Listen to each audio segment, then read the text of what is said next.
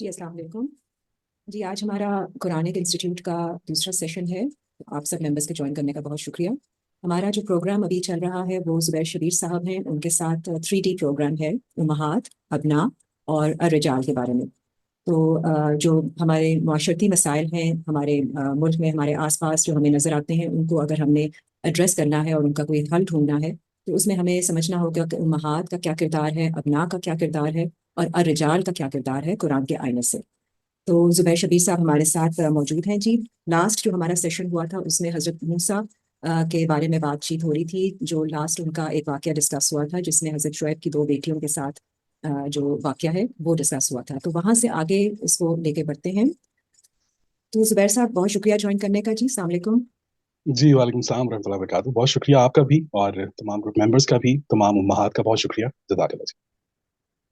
جی زبیر صاحب اسی سلسلے کو آگے بڑھاتے ہوئے ایک سوال اور ہے جی حضرت موسیٰ کے حوالے سے، کہ ان کے بارے میں جب حضرت ہارون ان سے مخاطب ہوتے ہیں، ایک واقعہ ہے قرآن میں، تو ان کو کہتے ہیں یا ابنا امہ.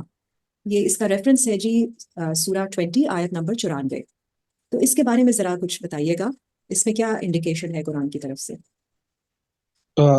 جی آپ ریفرنس ذرا چیک کر لیجئے. یہ ریفرنس جی ہے سورہ سورہ الاعراف 20. آیت نمبر جی 150. اچھا جی اوکے، وہ 2 جگہ پہ آیا ہے. جی میں اس کو جی یہ 2 وہاں سے جگہ پر آیا، جی بالکل یہ واقعہ بالکل. دوسری جی جگہ پر بھی ہے. بالکل. جی ٹھیک ہے. تو یہ جو ابن امہ کا ورڈ ہے یہ اس میں آیا ہے سورہ جی الاعراف کے اندر. ابن امی ٹھیک ہے. جی جی 150 میں آیا ہے. جی 70. جی تو جس طرح کہ جی آپ کا سوال مکمل ہو گیا یا کچھ ایڈ کرنا ہے جی آپ؟ بالکل، نہیں آپ بتائیے. جی بہت شکریہ. چونکہ ہمارا پروگرام جو ہے وہ امہات پر ہی ہو رہا ہے اور ہماری کوشش یہ ہے کہ کسی طریقے سے یہ جو سفر ہے ہمارا امہات کی انڈرسٹینڈنگ کا اور ان تمام تر چیزوں کا، تو ہماری کوشش یہ ہے کہ کسی بھی معاشرے میں کسی بھی مذہب سے تعلق رکھنے والی کوئی بھی شرمندہ ماں کیسے ایک تابندہ ماں بن سکتی ہے. ہمارا مقصد یہ ہے. تو اسی سلسلے میں آج یہ سلسلہ جو ہے اب اس کا ایک دوسرا پروگرام. آپ کا بہت شکریہ. آپ کا سوال بھی بہت زبردست کہ جناب وہاں پر یہ لفظ آیا ہے کہ قال ابن امہ. تو واقعہ یہ ہے کہ حضرت موسیٰ علیہ السلام جو ہیں وہ جب طور سے واپس لوٹے ہیں بنی اسرائیل کی طرف، تو وہاں کچھ ذمہ داریاں ہیں جو انہوں نے دے رکھی ہیں حضرت ہارون علیہ السلام کو. حضرت ہارون علیہ السلام کو جو ذمہ داریاں دی گئی ہیں، ان ذمہ داریوں کو سامنے رکھتے ہوئے، ان ذمہ داریوں کو دیکھتے ہوئے اب یہ دیکھیے کہ لوٹے ہیں حضرت موسیٰ واپس. قرآن کہتا ہے اعوذ باللہ من الشیطان الرجیم بسم اللہ الرحمن الرحیم، سورہ الاعراف آیت نمبر 150. اعوذ باللہ من الشیطان الرجیم بسم اللہ الرحمن الرحیم. ولما رجع موسیٰ، اور جب موسیٰ واپس لوٹے الی قومہ، اپنی قوم کی طرف. تو یہ جلدی میں پڑھتا ہوں پھر اس لفظ پہ آتے ہیں. وہ بڑے غضبناک تھے جب واپس لوٹے. کہنے لگے کہ میرے بعد تم نے یہ کیا خلافت کی ہے، یہ کیا خلافت، میرے بعد کی جو ذمہ داریاں ہم نے آپ کو دے رکھی تھیں اس میں کیا ہوا. تو تم لوگوں نے بہت اجلت کی ہے اپنے رب کے حکم کی طرف. اور انہوں نے وہ جو لوحات تھے ان کے پاس، انہوں نے وہ ایک طرف رکھے اور اپنے بھائی کا سر اپنی طرف کھینچا. وَأَخَذَ بِرَأْسِ أَخِيهِ يَجُرُّ إِلَيْهِ. تو انہوں نے حضرت ہارون علیہ السلام کا سر پکڑا اور انہوں نے اپنی طرف کھینچا زور سے. قال ابن امہ.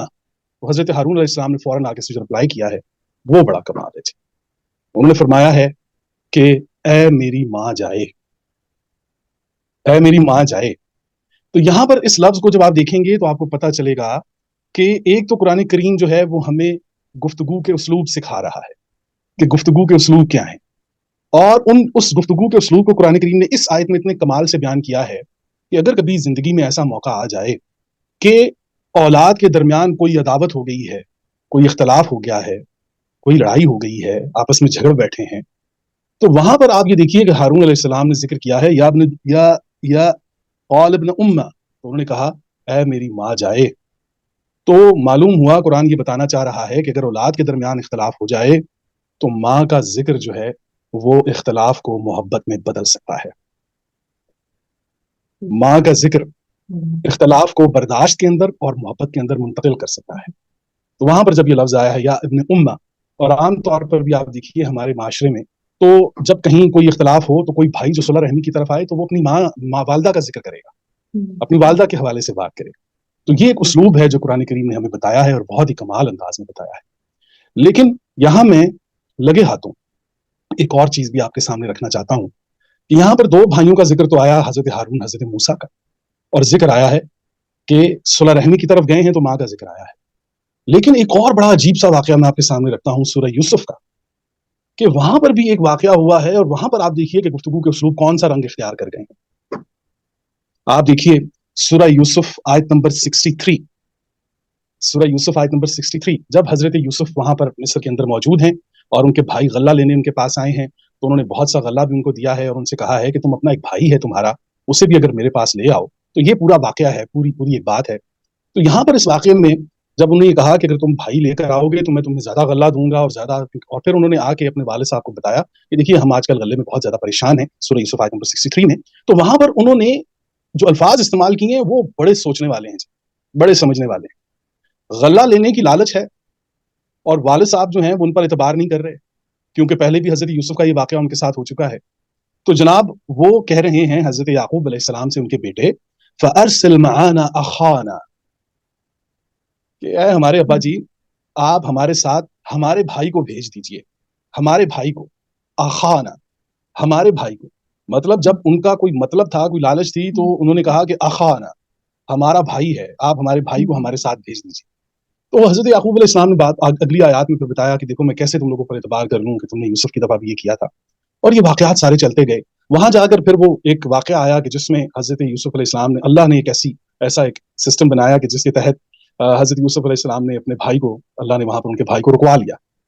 اور جب یہ بھائی واپس لوٹے ہیں, اب وہاں پر 3 بھائی ہیں, ایک حضرت یوسف ہیں, ایک ان کے چھوٹے بھائی ہیں, ایک بڑے بھائی ہیں جنہوں نے یہ کہہ دیا ہے کہ بھئی میں تو ان چھوٹے بھائی کو یہاں سے لیے بغیر نہیں جاؤں گا, کیونکہ ہم نے اپنے والد صاحب سے وعدہ کیا تھا کہ ہم اسے واپس لے کر آئیں گے, تو میں نہیں جاؤں. آپ لوگ جائیں اور وہاں پر جا کر اپنے والد صاحب سے یہ کہیں. اب یہ الفاظ دیکھیے گا آپ, ان ابنک سرق, یہ ہے سورہ یوسف آیت نمبر 81. 63 میں وہ بھائی کہہ رہے تھے کہ فَأَرْسِلْ مَعَانَا أَخَانَا, ہمارے بھائی کو ہمارے ساتھ بھیج دیجیے. اور 81 میں 81 کے اندر جی بالکل وہ یہ کہہ رہے ہیں کہ ان ابنک سرق, ان سے جا کر کہو کہ تمہارے بیٹے نے چوری کی ہے. اب اسلوب چینج ہو گئے ہیں, گفتگو کے اسلوب چینج ہو گئے ہیں. جب ان کو غلے کی لالچ تھی تو انہوں نے کہا کہ ارسل معانا اخانا, ہمارے بھائی کو ہمارے ساتھ بھیجیے. اور وہاں پر جب یہ واقعہ پیش آیا تو اس کے بعد کہنے لگے کہ جا کر کہو اپنے باپ سے, بڑا بھائی کہہ رہا ہے اپنے چھوٹے بھائیوں کو کہ اپنے باپ سے جا کر یہ کہو کہ ان ابنک سرق, تمہارے بیٹے نے چوری کی ہے. یہ نہیں کہہ رہے کہ ہمارے بھائی نے چوری کی. اب آپ یہ دیکھیے کہ یہاں پر اسلوب جو ہے وہ بالکل تبدیل ہو گئے ہیں. تو کئی دفعہ بھائیوں میں آپ کو یہ معاملہ دکھائی دے گا کہ جب اپنے اپنے معاملات, اپنی اپنی چیزیں, اپنے اپنے سلسلے, کوئی لالچ یا کسی چیز کا مقصد آ جاتا ہے, تو پھر جناب وہ یہ کہتے ہیں کہ ہمارے ساتھ یہ ہمارا بھائی ہے.